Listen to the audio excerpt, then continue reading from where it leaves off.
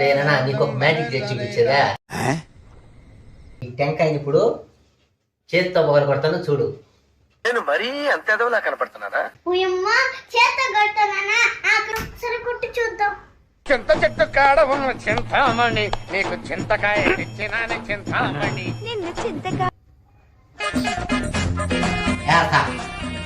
చూడు.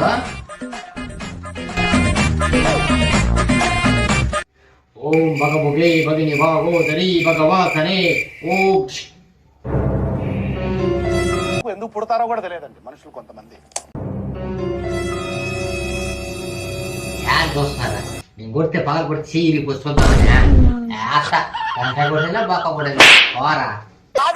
కాకపోతే తెలుసు నువ్వు ఇట్లాంటి చేస్తావని. ఎవరెరి పప్పులో ఒక్కసారి గుర్తు తెచ్చుకో.